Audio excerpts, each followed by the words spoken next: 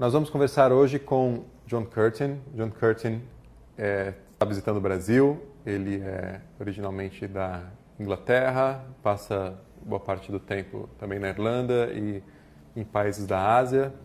E o John já é um ativista pelos direitos animais há 30 anos, uma figura icônica, né, do movimento. Já foi tido, muitas vezes a gente vai conversar sobre isso, né, relacionado a ações diretas, ações da LF. Ele, na verdade, é tido como um porta-voz da LF, especialmente no passado. Ele fez muito esse papel de fazer a comunicação, né, entre as ações clandestinas com a mídia, para que ela pudesse compreender essas ações.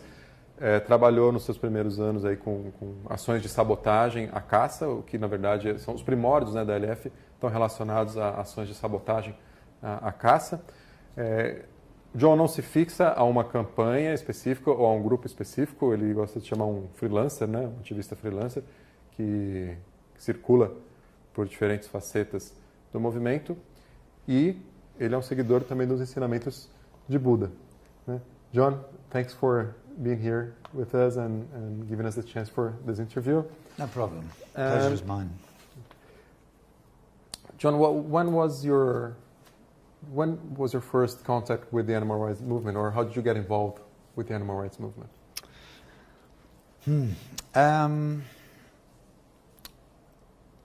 I got involved with the movement in England in the early 80s. And the reason that I got involved is that I had an experience with a dog.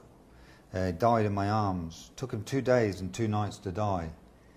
And it was an incredibly deep, profound experience that shattered all my previous views about animals. And from the moment when my dog died, to this day, I'll see animals as my brothers and sisters, whereas previously that I'd bought into sort of the biblical package that there was the human beings and then everything was created for us. There was a not just a gap, but an immeasurable abyss. Yeah, separation. But this dog dying in my arms really, really brought it home. I mean, I'd gone out with a vegetarian woman for years and years and years. And my idea of going for a romantic date was to go to a burger bar, and I'd have my hamburger, and she'd have her tomato soup. And I just thought she was on some strange, weird, freaky diet that had nothing to do with me. I certainly was never going to go vegetarian. And I'm so grateful to her that she dealt with me so sensitively. She used to give me the occasional, like, ooh, when she seemed some sort of animal bits dribbling down my cheeks sort of thing, But I'm so grateful that she didn't used to give me a hard time or ultimatums, and that she let me come to my own decision. And it was that, to me, it was all a mystery, like I said, but it was that dog dying in my arms that it had a very profound experience on me. And I felt angry with myself. Once I did wake up, I couldn't believe the lack of connection I'd had with animals, and I wanted to make up for that. So I actively sought out the animal liberation movement that had already been up and running in England for some nearly 10 years by that point. Was that the early 80s? The early, 1983. Okay. So by then the movement was very much up and running, extremely dynamic, on fire basically it was, in its ascendancy. So it's not as if I had to join the movement and take part in any master plan of strategy. I just joined in with the incredible energy that was on the move at that point. And when did you start being connected with the ALF, or being appointed, or even convicted, right? You've been convicted several times for doing direct action or animal rescue. Everyone has a different story, a different process. A very common way that people get involved in Animal Liberation Front activities is that they start off maybe doing some cat and dog work, and then they move on and they get educated about the whole animal liberation story. They go vegan, they go on demonstrations, but it still doesn't seem enough. They get frustrated with the lack of progress. So they then move on to going outside of the law, But me, right from the start, I actually, for me it was, Britain at that time, we'd had the punk the punk thing, which is very much of a do-it-yourself, don't wait for politicians or society to do anything about it. So there was a period where the animal liberation movement gelled very closely with that early punk movement back in the 80s, and I was a product of that sort of mentality. So for me, I got straight. In fact, the first animal rights meeting I went to, the people told me afterwards that they thought maybe I was some police informer because I was, you know, come on, let's go out tonight and do this and do that, and they were like, easy, you know. They were quite suspicious of me because. So I immediately knew that that's the sort of work that I was going to be interested in. And what were the actions that you got convicted for, which are, of course, the ones you can talk about? Yeah. I mean, like anything else, with people who... the police only caught me for the sort of tip of the iceberg of things that I did. So it's difficult to talk about things that I haven't been convicted for, which are the majority of the actions that I did. But I was spent like... I've been involved 30 years, 15 years of involvement with clandestine activities. So the things I've been actually convicted for, my first ever arrest was, it was super gluing the locks of a fur shop. But unbeknownst to me, so many other people were also damaging this shop as well, because there was a lot of feeling against the fur trade. That the police had put it into surveillance. So that was my very first arrest, when I just went up to the shop one night and put some super glue in the locks, which people may think is like, what's the point of that? It's just vandalism. But there was a strategy behind it. It wasn't just a one-off. I thought, I'm going to keep doing this, and these people run this fur shop to make money, so if I can hit them in the pocket, forget about the morality of it, if I can just directly hit them in the pocket, I'll shut them down that way. And that's the point of doing direct action, right? One of the points is it's to one of cause the points. Financial damage. I suppose you could see it. Put yourself in the shoes of someone involved in animal abuse. Put yourself in their shoes and think to yourself, what is it that they wouldn't want you to do? So they obviously they don't want you outside their premises with a banner, but they certainly don't want you to, economic sabotage to them to cost them money, because most animal abuse is economic. So if you can hit them in the pocket, then you get them. Yeah.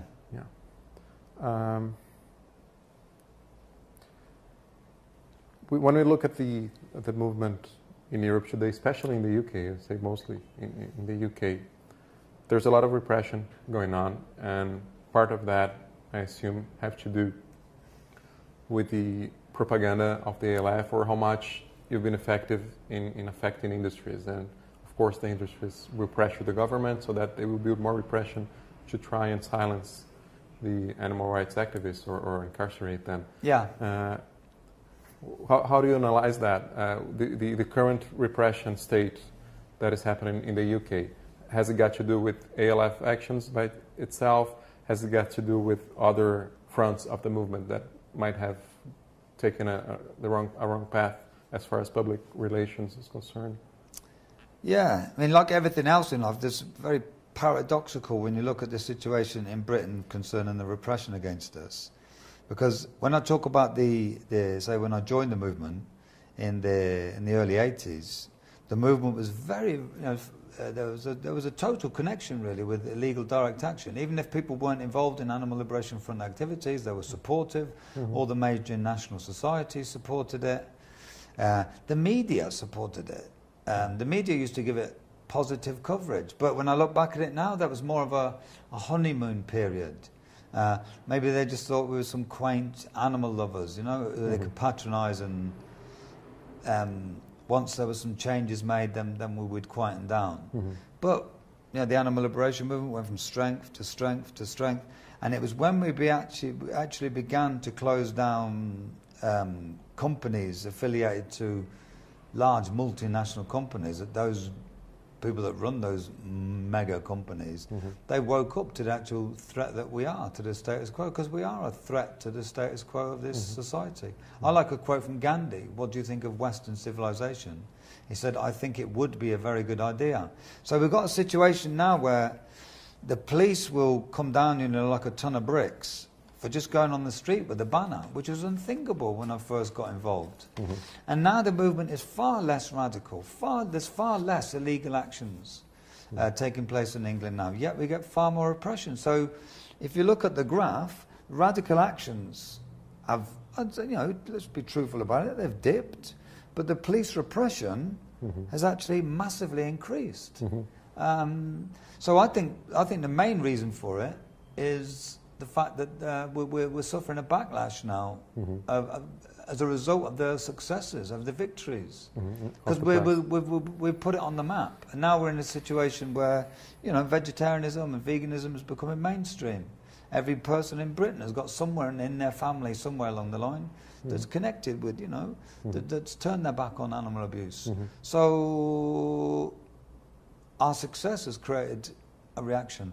But let's be honest, I think we've made mistakes along the way. So I think we've done things that have made it easy to ostracize us. What were those mistakes, John? So we can learn, so we that are in the movement in other regions can learn from those mistakes. I mean, I like the French song, "On ne regrette rien." What's in the past is in the past. It's too late. So there's no point. We can't think we can go back. But maybe other. As a lesson for not a lesson to copy, but just a lesson to reflect on. It's strange for me to be saying this, but I think there was times when we were too forceful.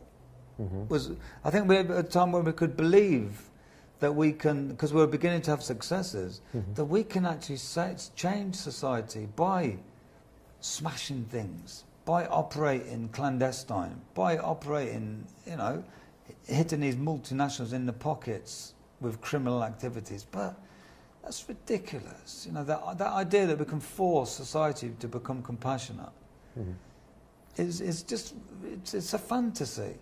But smash all the cages until all the animals are free. When I look back at it now, that idea is nonsense. But maybe I myself began to believe it. There was definitely periods in my life where I thought, if enough of us get involved, we can just smash this animal abuse into history. But to me, what we've done, we've woken society up with our radical actions. But to me, the really hard work is now ahead of us. Education. Long-term strategy. The easy part is the shocking thing, which we did, and we did it well in England when we took it on board full scale. Now we're dealing with the long, hard slog. We'll get back to the education front. Is. But before that, I understand you're saying that it might have been. You might have gone a bit overboard on those on the stronger actions. Well, there were definitely sometimes, But at the same time, you're not saying that this should not exist at all, right? No, they're just one part of the movement. I haven't got a crystal ball to tell the future, but without the radical actions that we've done in England, and the modern manifestation of the animal liberation movement, pretty much. It did begin in England, it was instrumental, and now it's become a global phenomenon. But it happened because of those radical actions, and all the mainstream societies came on board. They fully supported this illegal actions. Now they've got more links with politicians and more links with the authorities, and been more concerned about the public image. They've begun to drop that side of things. But there was definitely a period where it was absolutely crucial. So different things apply in different times, different cultures. You can't apply to England in the 80s, England in the 90s, England today, as you can to Brazil and South America. So now that the radical side of the movement has brought the movement into attention, right? So now it's time to work that education. Has happened. And now is the time to work the individual education, to dealing with, as you call it, the hard work, with dealing in actually changing hearts and minds, so that we can get somewhere. You do what works, and if I thought by radical actions that we could make society compassionate and we could end animal abuse, I'd embrace that strategy. I'd do what works, but it's a fantasy. we're a small group of people. The animal liberation family, we're going against the stream of the status quo. You know, we're a small little tiny minority. So let's be honest, you know, and let's realise our strengths and our weaknesses. And our strength is our compassion. But our weakness at the minute is our numbers, sort of thing, you know. We're talking about, like in Brazil, if you start talking about numbers, your numbers in Brazil of animal abuse, I thought, well, the numbers are numbers. Is that saying 1 million deaths is a statistic, one is a tragedy? But your statistics for Brazil are disgusting. Well, they're all, any one death is disgusting, but the amount of, you've got more cows here than people. In England, we've got hundreds of millions of chickens, millions of this, millions of...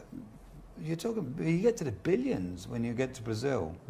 But yeah, you've got many progressive things going on here. I've learned a lot. I've only been here for 10 days. And I'm stunned about some of the progressive stuff that's going on in Brazil. You've got stuff going on in here that I'd give my right arm for. What were the things that you valued from what you've seen so far in our movement here, John? I thought I was going to find some movement that was maybe linked to just the like hardcore punk anarchist thing. But I come and you've got an established movement. You've got a movement that involves all spheres of society, from the sort of the politicians to the animal rescue people, the media are sympathetic. You got kids, you got old people, you got professionals. You've got your little sprinkling of punky anarchist people.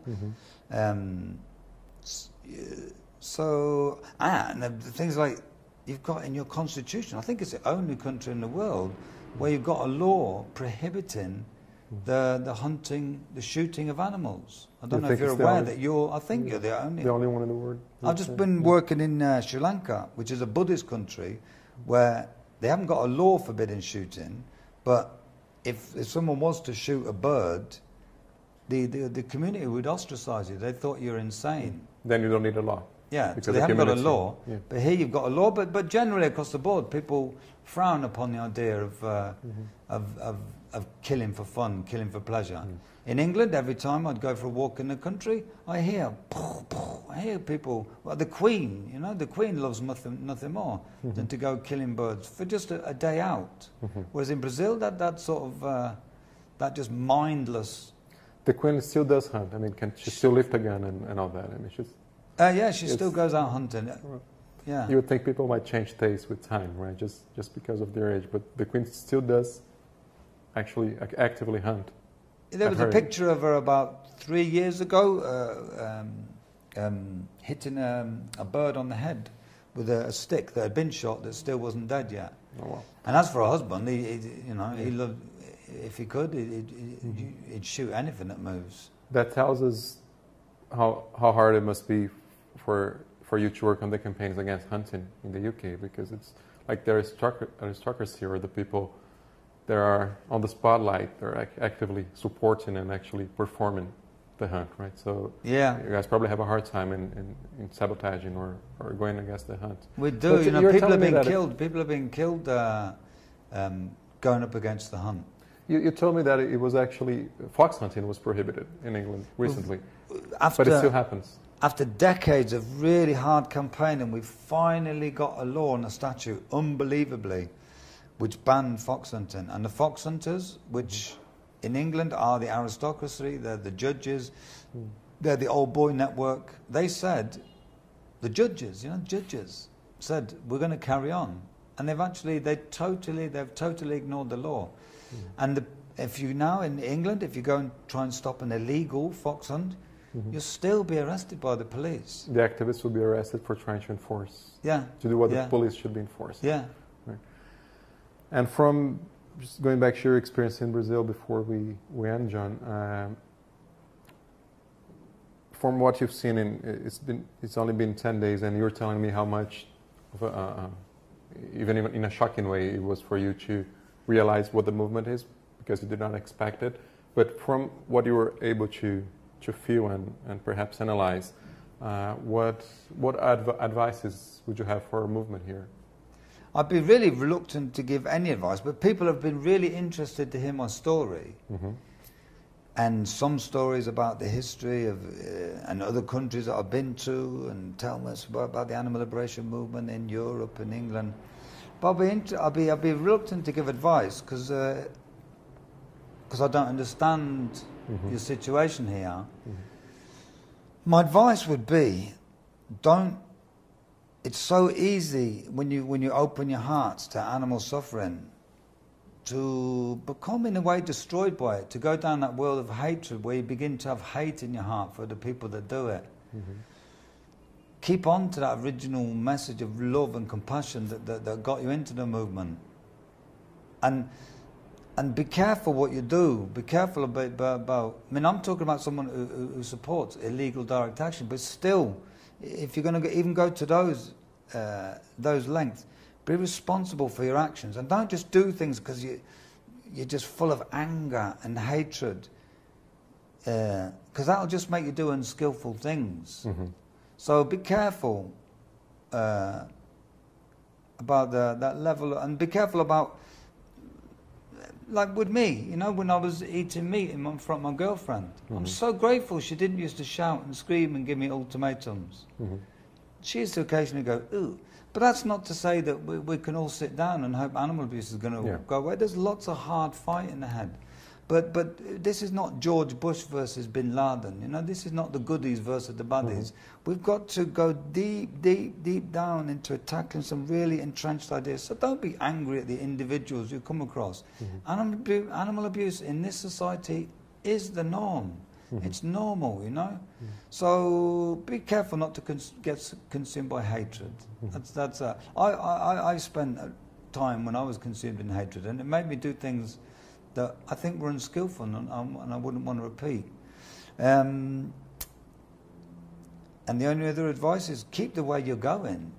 Mm-hmm. The movement here is up and running. I actually think the European, the English aspect of the animal liberation movement has played a crucial role into bringing the issue of waking people up, of starting the ball rolling. I honestly think the future of the movement, some of the most progressive things are actually going to happen in South America. Mm-hmm. I think that, you know, when you look at there's other countries now. When I first got involved, it was England, Germany, mm-hmm. Norway, Sweden. It was a North European mm-hmm. thing. Now it's global. I'm so delighted. Mm-hmm. So I'm looking forward to Brazil becoming pioneers in the world of animal liberation. You already are, you know, in a way. You've got some really progressive laws, but they need to be enforced and implemented. Yeah. And you've got a chance maybe in this country, maybe a chance somehow. I went to some political event last night, mm-hmm. Which was very surreal for me. Mm-hmm. I got introduced to someone who's been to prison in my country, and the politicians were clapping. Mm-hmm. It was very strange. So you've got a chance here. There's a connection with this progressive idea that's on the way, and maybe you'll be one of the first countries in the world that actually bans vivisection. Well, I'm very humbled to hear you say that, John, with your experience and your view from the animal liberation movement, saying that we are in a positive and prosperous path with our movement here. So that only makes us want to work even more with that. So you're doing something with that right. Hint that you're we're doing on the something right path. right. You know, you're doing. You go in the. I'm delighted. I'm really delighted, and I wasn't expecting to be as good as what I've seen. And just a general compliment towards Brazilian people, the Brazilian culture in general. People have made me so welcome, have been so hospitable to me, which has got nothing to do with the animal liberation movement as such. Across the board, mm-hmm. I've been really humbled by the kindness that people have shown to me. It's been our pleasure from the members of this movement in Brazil to have you here, John, and been able to share and listen to your stories. Because we're a family, aren't we? Inspired. There's There's no English pig, English cow, Brazilian cow, Chinese dog. Yeah. We're animals. Or English activists or Brazilian activists. Yeah, no. Okay. Thanks for sharing your time with us, John. No problem.